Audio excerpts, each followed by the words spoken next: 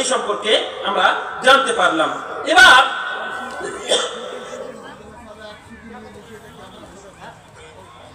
শুনেন, মানে যারা মাদ্রাসা, আমি মাদ্রাসা চালাই, তবু উত্তরটা শুনেন ভালোভাবে, উত্তরটা ভালোভাবে শুনেন। আমি মাদ্রাসা চালাই এবং আমাদের মাদ্রাসাতে 550 ছাত্রী আছে আলহামদুলিল্লাহ, 60টার কাছাকাছি ইয়াতিম এ পর্যন্ত পড়ছে আলহামদুলিল্লাহ।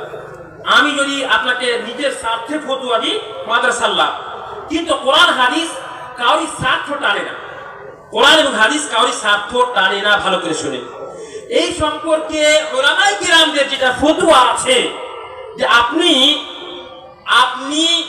মাদ্রাসার নামে যে যাকাতুল ফিতর আপনি নিবেন এটা আপনার জন্য বৈধ নয়। মাদ্রাসা বলে শুনে রাখেন, ভালো করে শুনেন, মাদ্রাসা যাকাতুল ফিতরের হকদার নয়, এটা ভালো করে শুনেন। এবার থাকলো একটা বিষয় যেটা অনেক রকম পেঁচিয়া রাস্তা বের করে যে আমাদের মাদ্রাসায় দরিদ্র ছেলেমেয়েরা পড়াশোনা করে আর গরিবেরা পড়াশোনা করে, তাদের কি হবে? তো তাদের জন্য তো আল্লাহ তাআলা আপনাকে যাকাতের কথা বলেছেন, তাই সেই টাকা নিয়ে আপনি দরিদ্রদের নামে আপনি টাকা নিয়ে দরিদ্রের জন্য আপনি সেই দরিদ্রকে টাকা দিতে হবে। এই কিছুদিন আগে জামিয়া মুহাম্মাদিয়া মনসুরা মালিগাঁওয়ে একটা যাকাতের উপরে কনফারেন্স, বিশাল কনফারেন্স, সেই কনফারেন্সের কথা যদি আপনাদেরকে বলি তো আপনারা আশ্চর্যিত হবেন যে তারা বলছে যে মাদ্রাসা বলে এই যে 8টা যাকাতের খাতা বলা হলো কোরআনের মধ্যে, আল্লাহ তাআলা 8টা যাকাতের খাতা বললেন, তো এখানে কোন জায়গাতে মাদ্রাসার কথা বলা হয়েছে কি? মাদ্রাসার কথা এক কখনো বলা হয়নি। তবে মাদ্রাসাতে যে সমস্ত ছেলেরা পড়াশোনা করে তারা হচ্ছে মানে ফুকারার মধ্যে থাকে, মিসকিনদের মধ্যে থাকে। আচ্ছা বলেন তো, আপনি মাদ্রাসাতে যখন আপনি গেলেন কালেকশন করতে আর যাকাতের নাম নিয়ে আপনি টাকা নিয়ে আসলেন, ওই মাদ্রাসাতে তো একটা ধনী ছেলেও পড়ছে, মাদ্রাসাতে ধনী ছেলেও পড়ছে। আপনার জন্য কি বৈধ যে আপনি ধনী ছেলেটাকে যাকাত খাওয়াবেন? বৈধ নয়। এই জন্য ওনারা বলছেন, গবেষণা করে বলছেন যে যাকাতের আসল ব্যাপারটা যেটা আছে সেটা হচ্ছে যে ইন্তিকালুল মাল মিনাল মুজাক্কি ইলা মান যুক্কিয়া ইলাই, মানে মালটা আমি যাকাত দিচ্ছি, তো আমি এই মালটাকে যাকে যাকাত দিচ্ছি তাকে মালিকানা আমি প্রদান করব। একটা গরিব মানুষ আছে, ভালো করে শুনুন বিষয়টা, মানে মালিকানা পরিবর্তন করা এটা হচ্ছে এটা বিশাল বড়, আপনারা এদিকে যাই না এখন, যেহেতু এটা বিশাল বড় বিষয়, এটা মজা, এটা বাদ যদি খুলে দেওয়া যায় দরজাকে, তাহলে এতগুলো কথাবার্তা আসবে এবং উলামায়ে কিরামদের এতগুলো দ্বন্দ্ব চলে আসবে, আপনারা বলবেন তাহলে আমরা আর মাদ্রাসাকে যাকাত দিব না, এরকম কথা চলে আসবে। কিন্তু এইদিকে আপনারা জানেন না, আমি যেটা বলছি একটু মানে ব্রেন লাগিয়ে শুনেন, সেটা হচ্ছে কি যে যাকাত যেটা আপনি দিবেন মুস্তাহিকিন যারা হবে, বলছেন যে ছাত্রটা আছে, গরিব ছাত্র আছে, তাকে মালিক বানাতে হবে আপনাকে। যে দরিদ্র মানুষ আছে তাকে মালিকানা দিতে হবে।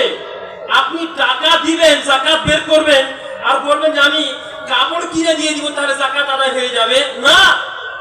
আপনি টাকার যাকাত বের করছেন, টাকাই দিতে হবে আপনাকে। আপনি গরিব মানুষকে কাপড় দিয়ে কিনে দিয়ে দিবেন, তো আপনি বাড়ি তৈরি করে দিবেন বা অন্য কিছু তাকে আপনি দিবেন, এইভাবে আপনার যাকাত আদায় হবে না। আপনাকে তাকে মালিকানা দিতে হবে, টাকাটা আপনি তাকে দিয়ে দেন, তারপরে সে কি করবে না করবে তার বিষয়। তাহলে আপনার মাদ্রাসার যে বিষয়টা আছে, মাদ্রাসা এক নম্বর হচ্ছে যে যাকাতুল ফিতর সম্পর্কে মাদ্রাসা এটা কিন্তু খাতা না, নিসাব নয়। এবার থাকলো কোন মাদ্রাসাওয়ালাকে যদি মাদ্রাসায় যে সমস্ত ছাত্ররা পড়াশোনা করছে এরা যদি ওয়াকিল বানিয়ে দেয় আর বলে যে আমার পক্ষ থেকে আপনি মাদ্রাসার যে সেক্রেটারি আছে, যে চেয়ারম্যান আছে, তাকে বলে এই গরিব ছেলেরা যে আমি আপনাকে ওয়াকিল বানাচ্ছি, শরীয়তি ওয়াকিলের একটা বিশাল বড় মর্যাদা রয়েছে। শুনুন ভালো করে, ওয়াকিল যাকে উকিল বলেন আপনারা, উকিল, এই যে উকিল যে হবে, তো এই গরিব ছাত্ররা যদি উকিল বানিয়ে দেয় আর এই লোকটা, এটা তো আসল দেখেন যাকাতুল ফিতরের ব্যাপারটা হচ্ছে আলাদা, এটা হচ্ছে আপনাকে পৌঁছে দিতে হবে, গরিব মানুষের বাড়িতে পৌঁছে দিতে হবে। আমি বলছি যারা যাকাত মাদ্রাসাতে নিচ্ছে তারা এইভাবে বের করছে, এটাও কিন্তু ঠিক নয়। মানে মোটামুটি কথা যে যাকাতুল ফিতরের হকদার মাদ্রাসারা নয়, স্পষ্ট কথা আর কি, যাকাতুল ফিতরের হকদার মাদ্রাসারা নয়।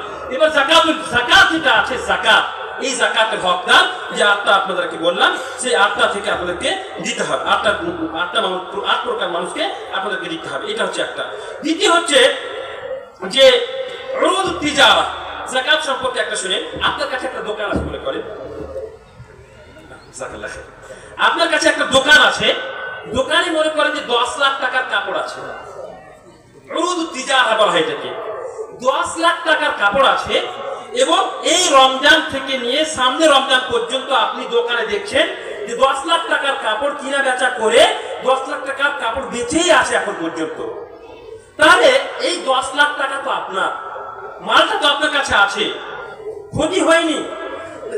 সুতরাং এই 10 লাখ টাকার মালের আপনাকে যাকাত দিতে হবে। এই 10 লাখ টাকার মালেরও আপনাকে যাকাত দিতে হবে। এটাই হচ্ছে ফতোয়া। তেমনি ভাবে আরো একটা কথা, সেটা হচ্ছে আরেকটা বিষয় হচ্ছে যে আপনি বলবেন যে আমার কাছে 10 লাখ টাকা আছে আর আমার ধার হচ্ছে 15 লাখ টাকা। আমার কাছে 10 লাখ টাকা আছে আর আমার ধার কিন্তু 15 লাখ টাকা আছে।